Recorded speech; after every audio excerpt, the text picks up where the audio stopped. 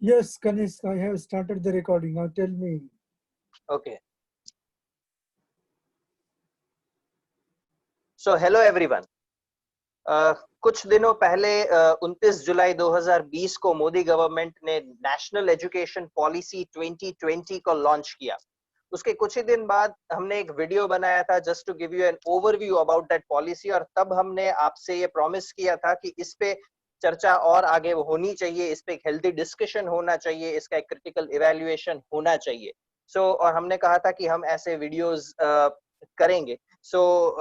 We have kept our promise, और इसके पहले सेशन में we have with us who is really really very special. He knows, he don't need any kind of an introduction, and I'll like to say a few words for his introduction. It's like, if your actions inspires others to dream more, do more, achieve more, and work more, then you are a true leader.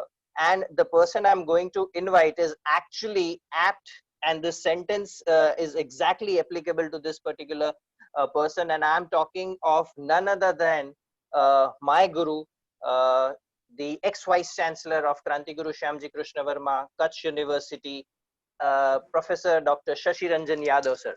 Welcome, sir. Welcome. Thank you very much, Kanishk. ઘણી વખત એક minute બોલી દઉં. Yes, sir. જે શ્રોતા મિત્રો છે એમને કહી દઉં, અથવા દર્શક મિત્રો, કે કોઈને નર્વસ કરવું હોય ને તો ખૂબ વખાણ કરવા. એટલે કનિષ્કના આઈડિયા એ છે કે મને નર્વસ કરી દો, એટલા માટે વખાણ કરી રહ્યા છે. Sir, you are not going to be nervous. I am very sure. હજી તો સર બોલવાનું હતું. Okay. It's like, sir, it reminds me of a small incident before I start. કે એકવાર એક હિન્દીના એક મહાન વક્તાને એક જગ્યાએ બોલવા માટે ઇન્વિટેશન આપવામાં આવ્યું, અને ઓર્ગેનાઇઝર્સ આવ્યા તો પેલા વક્તાએ પૂછ્યું કે મારે કેટલી મિનિટ બોલવાનું છે, તો પેલાએ કીધું કે આપને 10 મિનિટ બોલવાનું છે, અને કે ક્યારે છે ફંક્શન, તો કે આવતીકાલે. તો કે તો હું નહીં બોલું, મને એક વીકનો સમય જોઈએ. તો કે અરે, આપ તો એટલા મહાન વક્તા છો, 10 મિનિટ બોલવામાં, તો ઈ કે 10 મિનિટ બોલવું છે ને એટલે જ એક વીકનો સમય જોઈએ. જો 2 કલાક બોલવું હોય તો હમણાં હું તમારી સાથે હાલ્યો. તો સંક્ષિપ્તમાં કંઈ કેવું હોય ને, ઇટ્સ વેરી ડિફિકલ્ટ. તો મારી અત્યારે હાલત તમને ઇન્ટ્રોડ્યુસ કરવામાં આવી છે કે સંક્ષિપ્ત કરવા જઈશ તો ઇટ વુડ બી ગુસ્તાખી હો જાયગી, અને જો ડિટેલમાં જઈશ તો I think the entire session will go in the introduction, but still I will give a very brief introduction of Professor Shashi Ranjan Yadav. Sir has spent almost more than 3 decades in the higher education, out of which 8 years he has been at the helm of affairs. He has been the vice chancellor of 2 universities. Right now, he is the professor and head mathematics department, MG Science College, Ahmedabad. He's also a member of National Councils for Teacher Education, New Delhi. He's a member for Senate at Kutch University. He's the member of Board of Governors, Somaya Autonomous B.Ed College. He has served as Vice Chancellor for 1 term in Kutch University and for 2 terms at the Indian Institute of Teachers Education, which is known as IIT. He is also the chairman of the National Curriculum Committee for the 4 years integrated innovative courses. Sir has been instrumental in bringing about radical changes in the education. और आज इस talk के लिए why he is the apt person, I feel, because जो चीजें ये policy बात कर रही है, प्रपोज कर रही है, lot of things sir has already implemented and initiated, and it has been recognized by a lot of people. उन्होंने ये already किया हुआ है. मे इट बी स्किल्स की बात हो, या प्रोजेक्ट बेस्ड लर्निंग की बात हो, या वोकेशनल ट्रेनिंग की बात हो, या इनोवेटिव थिंकिंग की बात हो, या टेक्नोलॉजी की बात हो, या 64 कलाएं, ये सब चीजें पॉलिसी बात कर रही है. But sir, during his tenure as a vice chancellor has already initiated and implemented and has already reaped the results इन सारी चीजों का. So I think he is the best person to comment and evaluate this particular policy. In short, if I want to say, he is a reformist, he is a strategist, he is a visionary, a leader, and most importantly, he is very humble, because मेरे जैसे के invitation पे, मेरे एक छोटे से page और channel पे a person of this cadre is coming and agreeing to have a talk. I mean, that's enough of an example that he is so humble and down to earth. So thank you very much from the bottom of my heart, sir, for accepting this invite so promptly and being available at this platform. Thank you very much, Kanishk. Thank you. Okay. So, sir, I was very curious when I knew about this policy. मैंने policy पढ़ी, एक छोटा सा video भी बनाया, but for the evaluation part, I think there is a need of an expert to do that. So, I'll ask you certain questions, and to start with, the first question which I want to ask you is, ये जो पूरी policy है NEP 2020, आप इसको कैसे देखते हैं? Like, what are the key things जो मतलब आपको features जिसे कहते हैं that you think are really critical, are really crucial in this policy? देखिए, पहले तो दर्शक और श्रोता मित्रों को नमस्कार।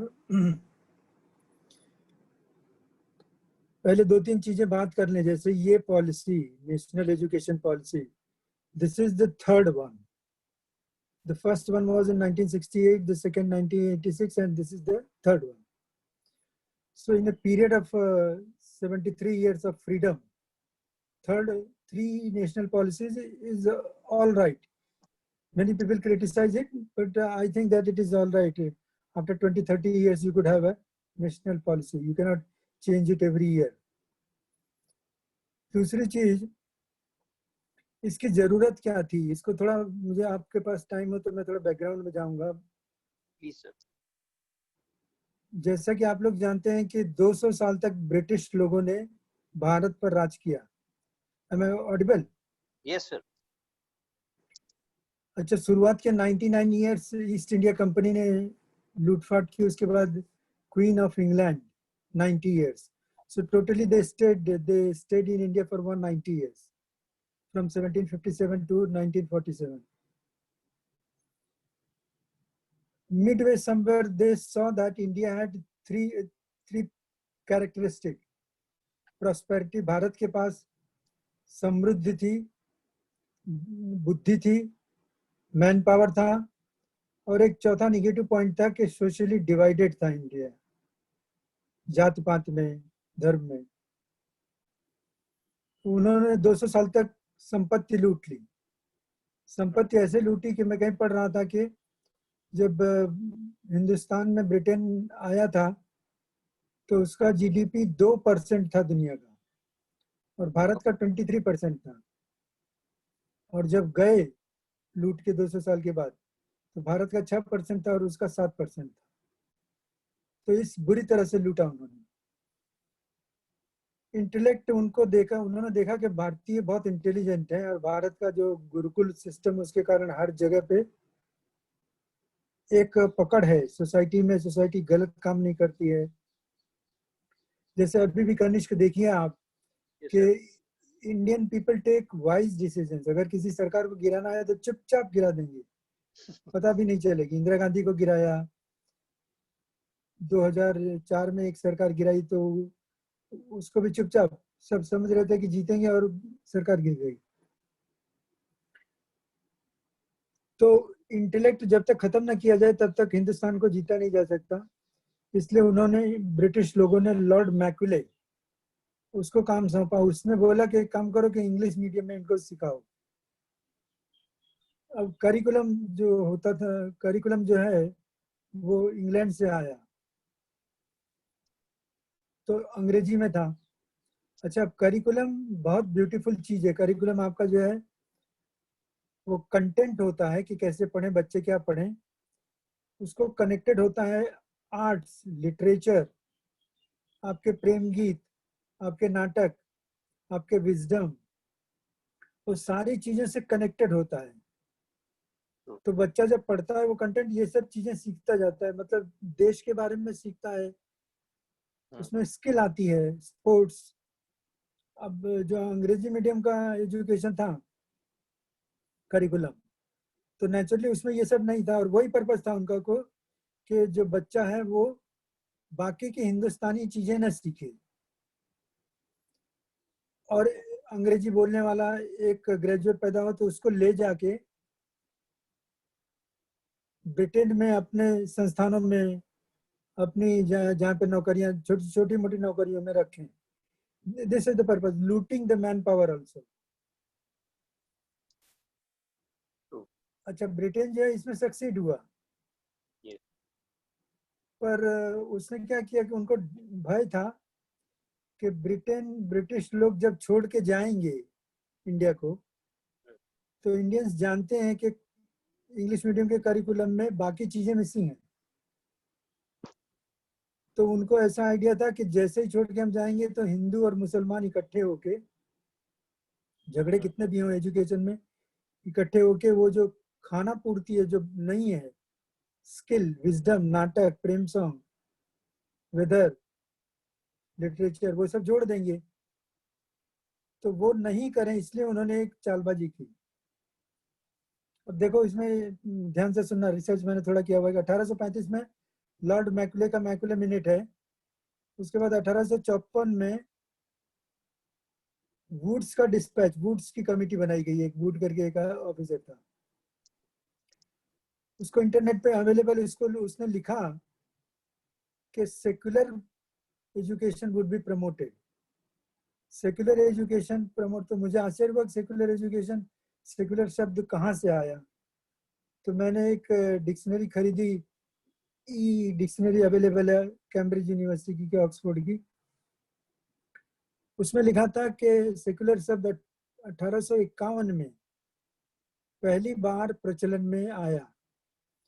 मतलब आप सोचिए कि इतने बड़े स्ट्रेटेजिस्ट हैं वो, कि जो शब्द 15वीं सदी में चलता था पर कभी कभी सैकड़ों सालों में एक बार लिखा जाता था, उसको 1851 में प्रचलित किया और 1854 में इंडिया के सामने एक हथियार के रूप में रख दिया। अब उसका मतलब क्या हुआ कि secular education would be promoted, मतलब their education is secular, English education is secular, which is not included the Indianness, the Indian skills, that is communal, non secular. Okay. तो इसका मतलब ये हुआ कि अभी इसीलिए क्या होता है कि आजादी के 73 साल हो गए हैं, मैं जब भी प्रयत्न करता कि माइथोलॉजिकल स्टोरीज रखो, तो लोग बोलते ये तो सेफरनाइजेशन हो रहा है, क्योंकि वो सेक्युलर शब्द आ गया। उसके बाद सेक्युलर शब्द तो अब सबको हैरान करता है, पर 73 इयर्स में किसी ने कुछ भी बदलने की हिम्मत नहीं की थी।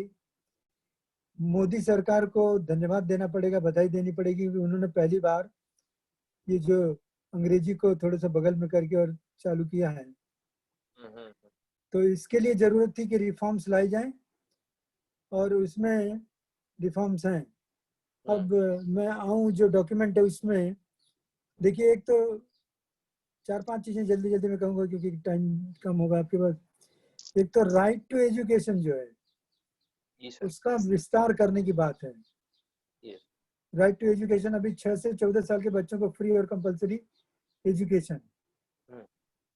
आइडिया ये है कि 3 साल से 18 साल के बच्चे, यानी हिंदुस्तान के सारे बच्चे 12वीं तक सरकार के कंट्रोल में, सरकार देख रेख रखेगी, तो नॉट ए बैड आइडिया। दूसरा आइडिया है कि मिड डे मील दिया जाता है बच्चों को, तो उनको ब्रेकफास्ट भी दिया जाए, तो this is a good idea. Drop out जो होता है उसमें उन्होंने कहा कि फर्स्ट स्टैंडर्ड में 100% लोग होते हैं, बच्चे होते हैं, 10वीं तक जाते जाते 40% हो जाते हैं। तो आइडिया ये है कि 10 साल में ड्रॉप आउट 0 कर दें, तो गुड आइडिया। और सबसे ज्यादा इंटरेस्टिंग ये है कि 1ली से 5वीं तक, आपको पता नहीं हुआ कि नहीं हुआ, मैं स्कूल में अंग्रेजी बोलते थे और घर पर आए तो हिंदी बोलते थे, तो समझ कोऑर्डिनेशन बैठता नहीं था। इसलिए 1ली से 5वीं तक मातृभाषा में पढ़ाई होगी। तो ये कुछ चीजें हैं जो अच्छी हैं, पसंद है मुझे। ठीक है। आई थिंक जो आपने हिस्ट्री में जाके जो बात की, रिसर्च की, I think that would be thing that is not known to many people. In fact मुझे भी ये अभी पता चला कि हाउ स्ट्रैटेजिकली उन्होंने वो रख भी दिया और पता भी नहीं चला कि ऐसा हो गया। सर, आपने कहा कि इतने सालों में after 73 years somebody has taken the bold step, और ये बात भी हो रही है कि ये पॉलिसी काफी रेडिकल है, काफी पाथ ब्रेकिंग है, काफी courageous है. So like what's your take on that? Do you really think कि ये policy radical है and it takes a lot of courage to do this? Yes, and it is demand of the time also. See, 1945 में America से दो concept निकले, computer और internet. अच्छा, 45 के पहले कनिष्क Yes sir. 600 साल तक एजुकेशन इंडस्ट्री में कोई भी चेंज नहीं हुआ था. वही क्लासरूम, पूरी दुनिया में वही क्लासरूम, वही चौक डस्टर खड़िया, वही ब्लैक बोर्ड, तो नो चेंज. लेकिन जैसे ही इंटरनेट आया 45 से 95 तक इंटरनेट स्लो था. 95 के बाद इंटरनेट का जो धमाल चला है, तो आप देखिए कि बहुत सारा इम्पैक्ट पड़ा. जैसे बहुत सारी जॉब आई और बहुत सारी चली गई. Yes. चली गई कैसी? टाइपिस्ट की चली गई, अकाउंटेंट की चली गई, ट्रांसलेटर की चली गई. Yes. भारत के गरीब बच्चे जो जॉब करते थे वो सारी चली गई. और आई कौन सी? Uber, drone, Drone. Driverless car, big data analytics. Yes. 5 साल पहले इन जॉब के बारे में किसी को कोई आइडिया नहीं था. करोड़ों लोग आज काम कर रहे हैं इसमें. Exactly. Yes sir.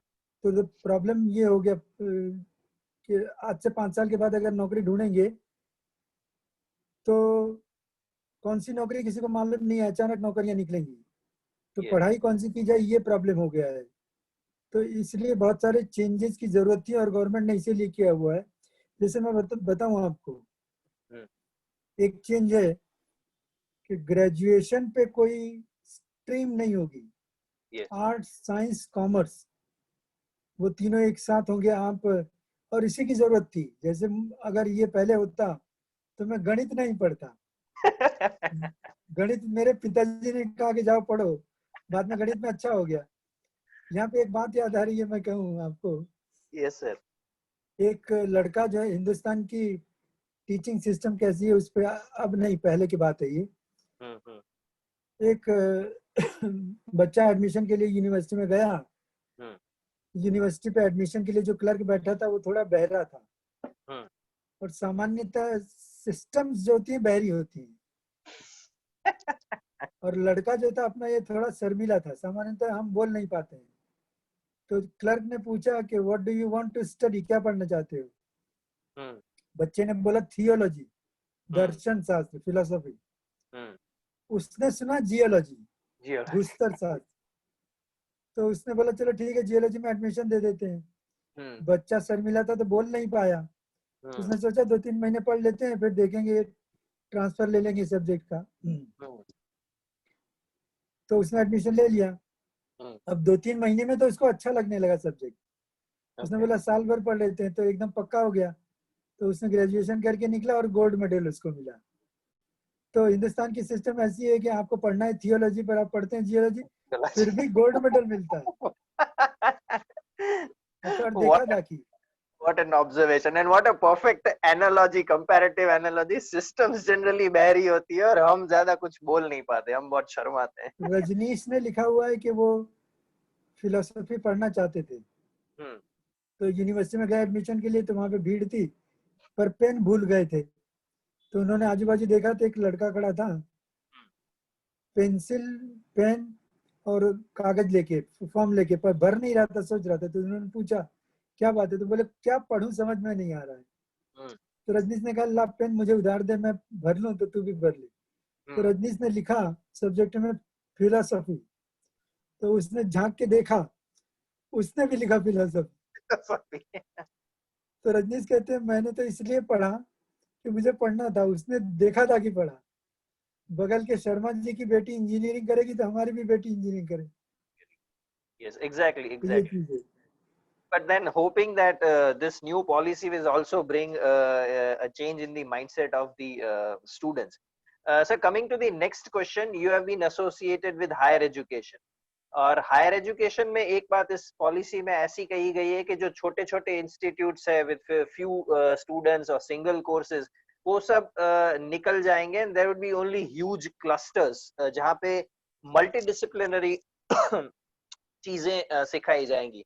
सो मतलब how practical do you find this particular point? देखो एक्चुअली क्या हुआ, यूनिवर्सिटी ग्रांट कमीशन 1956 में उसका एस्टेब्लिश किया गया था। तो उस समय पहला जो पिछले 50 सालों में जो आइडिया था, जो आगे बढ़ने का रास्ता था, एक्सेसिबिलिटी टू एवरीबॉडी, हर किसी को बगल में हायर एजुकेशन मिल जाए, ऐसा था।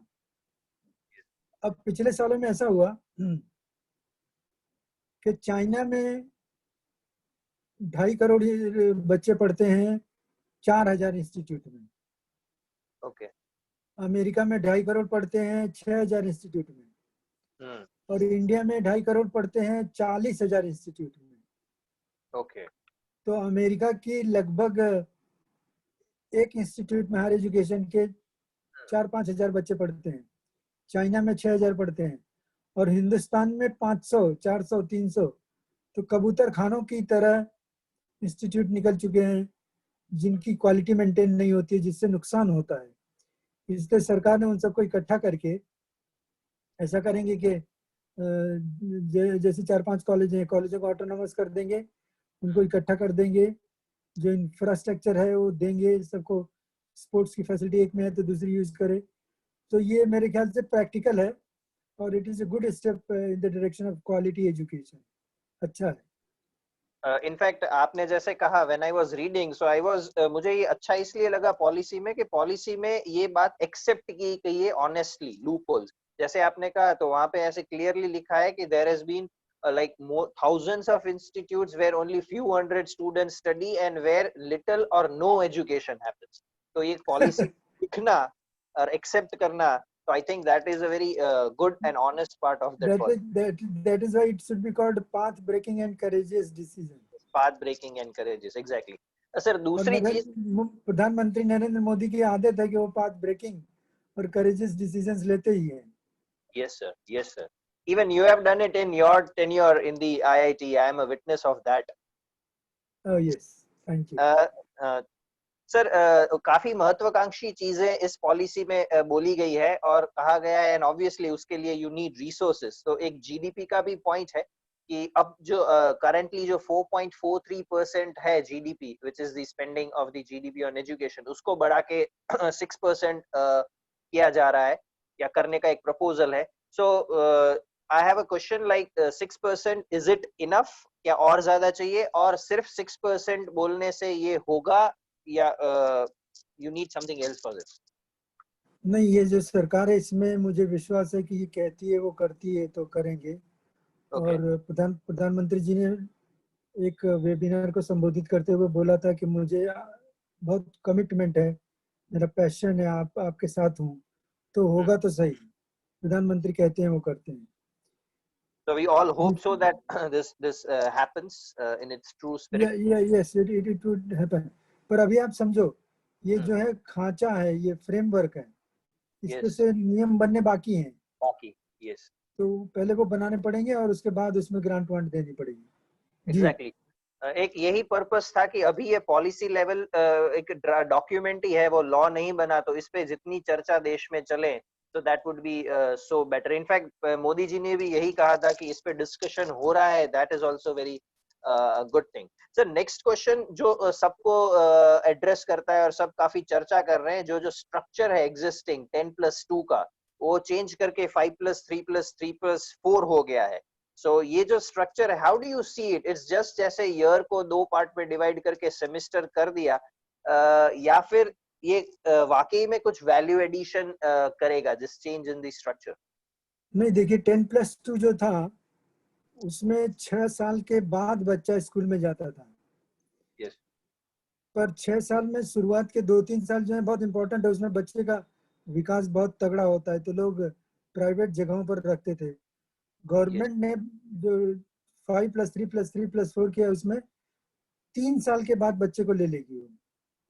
तो बच्चे आंगनवाड़ी में जाएंगे, वहां पे खिलाएंगे, और उसमें मैंने देखा कि बस्ते का बोझ नहीं है. जैसे पहला जो 5 साल का है उसमें 3 साल खेलना कूदना, कोई एग्जाम नहीं, एक लैंग्वेज. अच्छा, 3 साल खेलने कूदने के, और फर्स्ट और सेकंड में भी कोई परीक्षा नहीं, तो परीक्षा का बोझ नहीं रहेगा. उसके बाद मैंने देखा कि जो 3, 4, 5 तीसरी चौथी पांचवी क्लास है उसमें एक्टिविटी और उसके उसके साथ स्टडी, वहां पे ये जो लैंग्वेज की बात है, मदर टंग में अथवा कोई अपनी लैंग्वेज में आप पढ़ सकते हैं। 3 लैंग्वेज पढ़ना पड़ेगा आपको, एक मदर टंग और एक फॉरेन लैंग्वेज और एक कोई और भी लैंग्वेज। तो मेरे ख्याल से उससे 2 चीजें होंगी। एक तो जो लोगों की डिमांड थी कि हमको मदर टंग में पढ़ना है वो पूरी होगी, और दूसरी अंग्रेजी वालों की डिमांड है कि जो अंग्रेजी को खत्म नहीं कर देना चाहिए, वो भी चलती रहेगी, तो उससे कोई नुकसान नहीं है। ओके। 9वीं 10वीं 11वीं 12वीं में सेमेस्टर सिस्टम किया है उन्होंने। और सबसे इंटरेस्टिंग चीज क्या है, डॉक्यूमेंट में लिखा हुआ है कि क्रिटिकल थिंकिंग सिखाएंगे। ये चीजें कनिष्क वर्ल्ड इकोनॉमिक फोरम है, वो हर साल बच्चों को नौकरी के लिए कौन सी स्किल चाहिए वो बताता है। पिछले साल उन्होंने बताया कि बच्चों को creativity, innovation, critical thinking, problem solving. तो मेरे ध्यान में आया, मैं एक 10 सेकंड लूंगा स्टोरी बताने के लिए, कि जैसे भारतीय लिटरेचर की जो माइथोलॉजिकल स्टोरी है, पौराणिक कथाएं हैं, उनमें सब में ये सब चीजें कूट कूट कर भरी हैं। जैसे एकलव्य की बात ले लो, कि एकलव्य का क्या था कि व्हाट वाज द प्रॉब्लम, कि सीखें कैसे, गुरु ने मना कर दिया था, सीखें कैसे, दैट वाज द प्रॉब्लम। उसका सॉल्यूशन नॉर्मल क्या था कि छोड़ दो तो गुरु चेंज कर दो, पर उसने मूर्ति बनाई, that was a creative innovative idea, और वो बनाने में उसने क्रिटिकल थिंकिंग लगाई। तो प्रॉब्लम सॉल्विंग से लेके क्रिएटिविटी, हर चीज जो आज दुनिया मांग रही है, वो भारतीय लिटरेचर में पहले से ही है। कि ये लॉर्ड मैकुले के कारण निकल गया था। अब मैं अपेक्षा रखता हूँ कि उसको ले आएंगे, उसको हर जगह पढ़ाना चाहिए, हर जगह एक पेपर रखना चाहिए, तो उससे वो हो सकता है। तो ये खाली बदलने के लिए फेस नहीं है, inside they have changed the basic structure and it is a good courageous move. Okay. Sir, before we go to the next topic, other than higher education, अगर आपको summarize करना है in like key points about the salient features of higher education, so what would be like जो आपको लगते हैं would be the game changers? Higher education में जैसे द फर्स्ट वन, पहले क्या होता था कि आप बीएससी कर रहे हो, फर्स्ट ईयर में से निकल जाओ तो उस डिग्री की कोई कीमत नहीं, आपका 1 साल बिगड़ा। और बहुत सारे बच्चों का ऐसा होता था कि घर की परिस्थिति ऐसी है, कोई मृत्यु हो गई, किसी की शादी हो गई तो चला गया, लेकिन अब उसको ग्रेजुएट सर्टिफिकेट कहेंगे।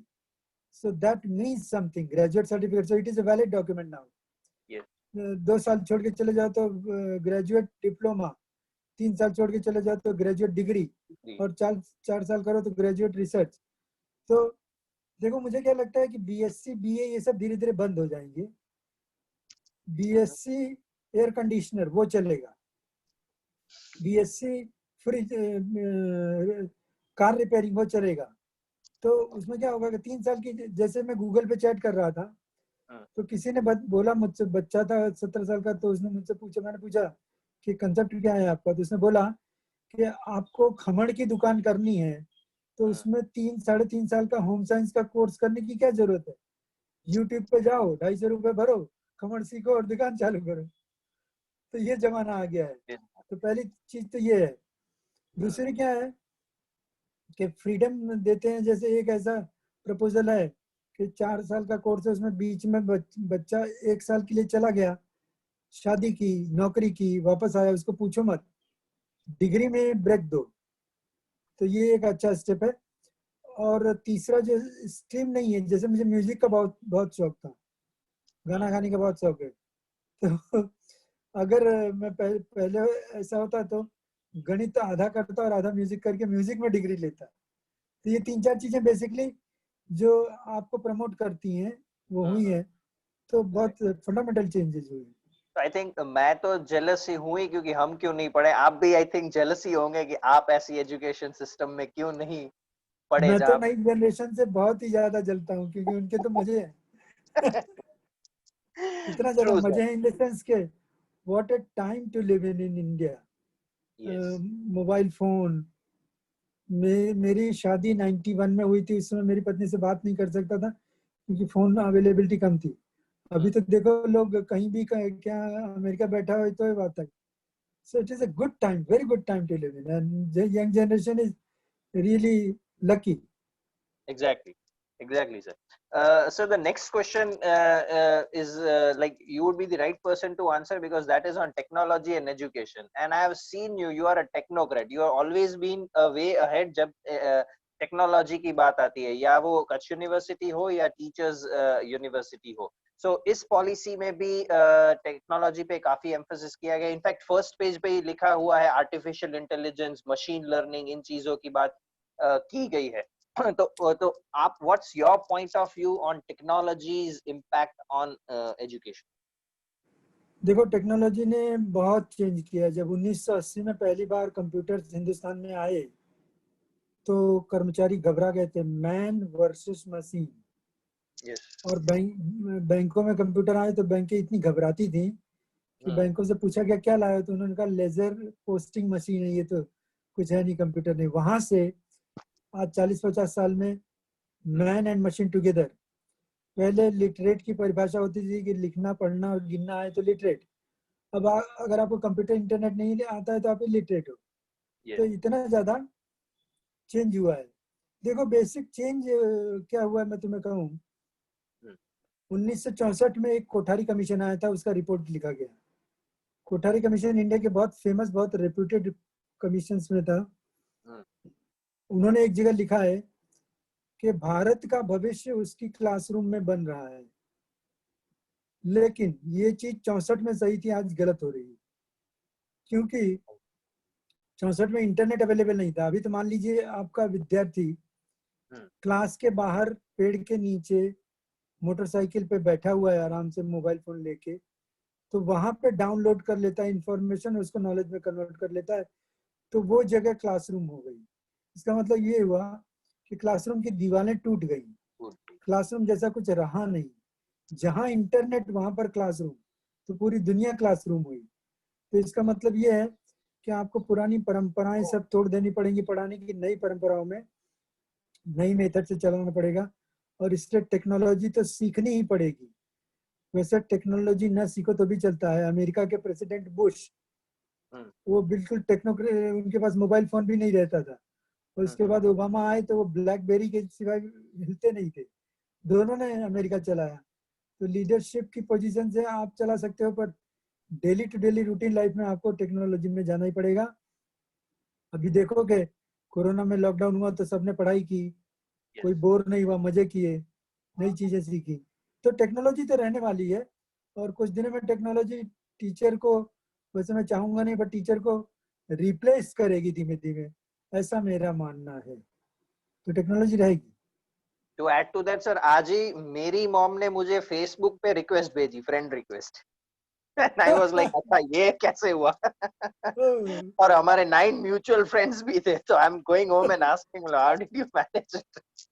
So yes, and she's 70 and she is learning it. So I think students should definitely do that. Sir, एक design thinking, I mean you has always been a promoter of that, and design thinking कहना बहुत easy है, लेकिन develop करना in a curriculum, classroom, how do you do that? देखो उसमें क्या है कि हर एक इंस्टीट्यूट में डिजाइन थिंकिंग का डिटेल मतलब हुआ कि क्रिएटिविटी, इनोवेशन, क्रिटिकल थिंकिंग और प्रॉब्लम सॉल्विंग को सिखाना। Yes. तो जैसे मैंने टीचर यूनिवर्सिटी में क्या किया था कि उनको 3D प्रिंटर लाके दिया बच्चों को, और 3D प्रिंटर उस पे उन्होंने अलग अलग डिजाइनें बनाई। अमेरिका में 7वीं क्लास में 3D प्रिंटर दिया गया, तो बच्चों ने एक गोलक बनाया, उसके ऊपर एक स्क्वायर रखा और उसका नया नामकरण किया उन्होंने, नई चीज बना डाली मैथमेटिक्स में। तो मतलब आप दोगे हाथ में तो उससे होगा। तो एक तरफ 3D प्रिंटर और दूसरी तरफ मैंने कुम्हार बैठाया था। कुम्हार, हर चीज में क्रिएटिविटी होती है, आपको देखने की नजर होनी चाहिए। क्रिएटिविटी जैसे बहुत सारे लोगों को बेंजीन जिसने बनाया तो वो सोते समय उसको एक सपना आया, उसमें से क्रिएटिविटी करके उसने बनाया। तो क्रिएटिविटी जो है वो कहीं कहीं भी सिखाई जा सकती है। क्लासरूम में क्रिएटिविटी कैसे यूज करना, तो इस ढंग से उसका सिलेबस डेवलप करना पड़ेगा, जो कि मैंने डेवलप किया है। सिलेबस में इनहेरेंटली और बिहेवियर से और चीजों का प्रैक्टिकली इस्तेमाल करके ये सिखाई जा सकती है। Okay. Sir, you had been into this teachers education और इस पॉलिसी में भी कुछ 11-12 पॉइंट्स डेडिकेटेडली इसमें दिए गए हैं। इट इज क्वाइट अप्रिशिएटिव जो पॉलिसी बता रही है, बट जो करंट सिचुएशन है that is an area of concern. So, for example, you are given the space to make some changes in this particular area. So, sir, what are the steps that probably you think would be should be taken? देखिए Kanishka, basic change करने की जरूरत है, mindset change करना पड़ेगा लोगों का। मैं बताऊं आपको कि जैसे फैकल्टी डेवलपमेंट प्रोग्राम, आप टीचर्स को जब तक अच्छे ढंग से पढ़ाओगे नहीं, नई चीज दिखाओगे नहीं, तब तक वो क्लास में कैरी कैसे करेंगे? उनके पास हर एक को अंग्रेजी नहीं आती है, हर एक के पास इंटरनेट नहीं है, हर एक को पढ़ना नहीं आता है, हर एक की आदत नहीं है। तो जैसे मैं आपको एक बताऊं, करना पड़ेगा। जैसे हम लोगों ने रिटायर्ड टीचर्स को पौंडीचेरी ले गए और वहां से लौटते समय, जाते समय हवाई जहाज में गए, लौटते समय उसमें ट्रेन में आए, तो 3-4 दिन रह के आए थे। तो सबने बोला कि सर, अगर पहले ले गए होते तो अरबिंदो को समझ के पढ़ाते, ये तो हमने जिंदगी निकाल दी, अरबिंदो को समझे नहीं और गलत पढ़ाया। तो गीतांजलि में लिखा हुआ है, रविन्द्रनाथ टैगोर ने कहा है कि अगर गीतांजलि आपको समझनी है तो बंगला सीखनी पड़ेगी, अथवा उसका इंग्लिश का ट्रांसलेशन है, इंग्लिश सीखनी पड़ेगी। उसके बिना नहीं। आपको किसी को समझना है तो करना पड़ेगा। तो इस तरह से चीजें सिखाई जा सकती हैं। जैसे आप पूछते जाइए, मेरे ख्याल से टाइम कम है, इसलिए मैं थोड़ा Okay, sir, one more last question before we switch to rapid fire format. Rapid fire, हाँ। तो सर, एक ट्रिकी क्वेश्चन हमेशा रहता है और एक ये सिचुएशन भी ट्रिकी है for all the teachers, whether it is school और higher education, that is attendance. Like attendance अगर आप स्ट्रिक्ट करते हैं कि आना ही पड़ेगा, लेकिन बच्चा आ जाएगा बट वो मेंटली प्रेजेंट नहीं होगा, फिजिकली आपके सामने बैठा है। और अगर आप बहुत लिबरल हो रहे हैं कि नहीं, इच्छा हो तो आए, और इफ ही इज तो इंटरेस्टेड कोई आएगा ही नहीं। तो कोई आएगा नहीं, और जो आ रहे हैं उनपे ऐसी बुरी असर पड़ेगी कि हम आके क्या करें, ये लोग भी मजे कर रहे हैं, इनको कोई कुछ नहीं बोल रहा। तो वो एडमिनिस्ट्रेटिव पॉइंट ऑफ व्यू से थोड़ा प्रॉब्लम हो जाएगा। So what's your way out in this situation, attendance? देखो कनिष्क, मैंने देखा हुआ है, आपको भी आइडिया होगा कि हर एक इंस्टीट्यूट में एक आध दो लोग ऐसे होते हैं। जैसे मेरे ख्याल से टीचर यहाँ कच्छ यूनिवर्सिटी में तुम्हारी क्लास में सब लोग बैठते हैं, बैठते हैं सर बच्चे, क्योंकि बच्चे लाइक करते हैं। दो चीजें हैं, एक तो without any relationship between the teacher and the student the learning would not take place. कितने कुछ लोग कहते हैं कि हमको तो पढ़ाने के पैसे देते हैं, थोड़ी बच्चों को, पर बच्चों से रिलेशन डेवलप करना पड़ता है, बच्चों को अपने बच्चे की तरह ट्रीट करना पड़ता है, उनके प्रॉब्लम सॉल्व करने पड़ते हैं।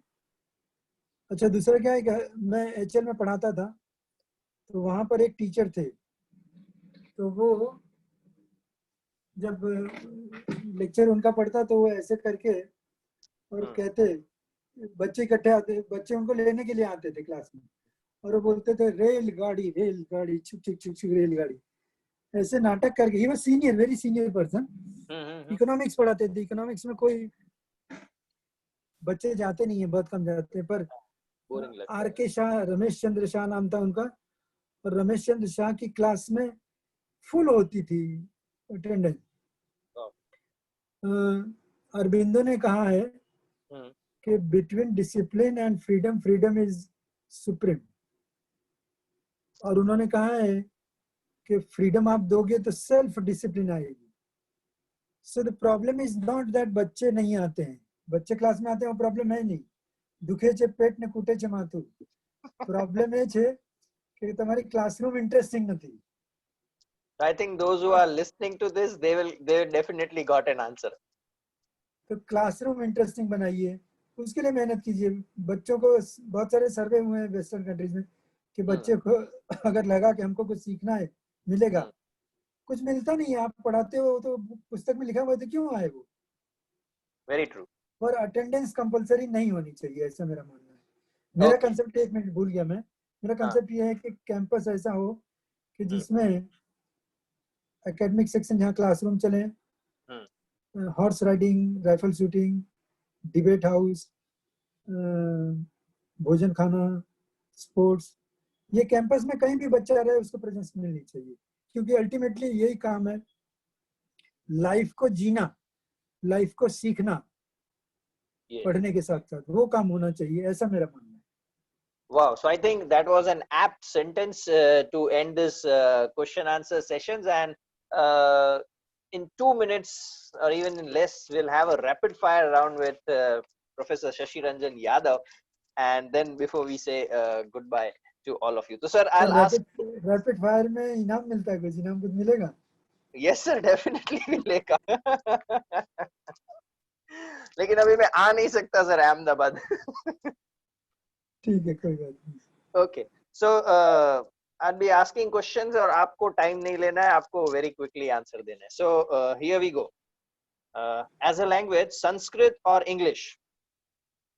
Both, because Sanskrit is our number one language of world, and English is the language of businessmen. So I want to be to win, to conquer the world. At the same time, I want to promote my language. So both. Both. Okay. Teacher or technology? Again both.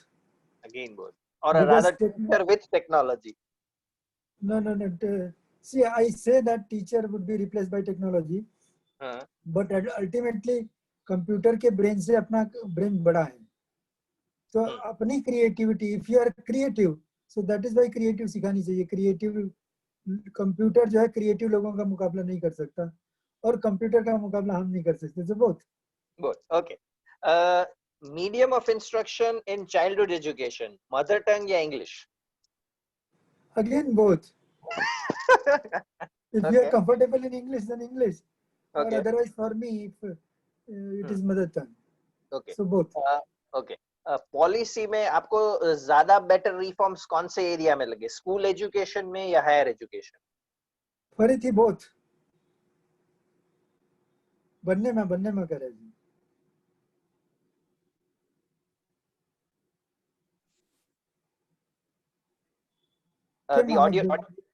the audio didn't came for a while. हाँ, school education और higher education?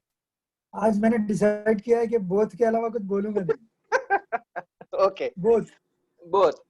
And last question, I think uska bhi answer I don't know. The last question is what's your take, physical classroom या Zoom classrooms? Actually hybrid classroom. No, I differ. Hybrid classroom. Yeah, actually. Ahmedabad university है, उसने hybrid classroom बनाया हुआ है। Okay. बच्चे चाहें तो वहाँ क्लास में आके बैठे और घर से, तो ऐसी फैसिलिटी क्रिएट की हुई है कि वहाँ पे पढ़ाओ तो वहाँ के बच्चों को दिखे, और जूम करके कैमरे जो हैं वो उतार लेते हैं जो घर के बच्चों को दिखाते हैं। तो hybrid class.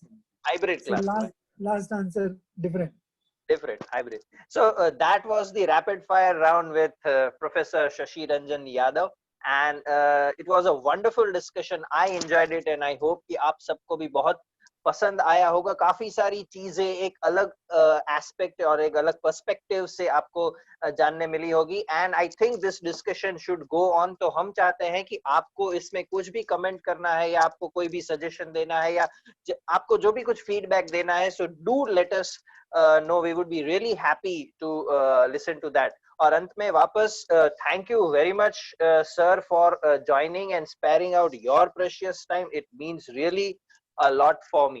Thank you sir. अंत में कनिष्क, मुझे याद है कि मैं 3 साल का मेरा जो टेन्योर था उसमें you were the brightest and the most innovative teacher तुमसे मैंने सीखा कि गाना कैसे गाते हैं, गाना गाते हो, फिल्में बनाते हो, बच्चों को सिखाते हो. So you are a great teacher, and Thank I you. salute people like you. Thank you very much, Darsh. Correct. Thank you, sir. Thank you. Just doing my bit. Thank you. See you, sir. Goodbye. Yeah.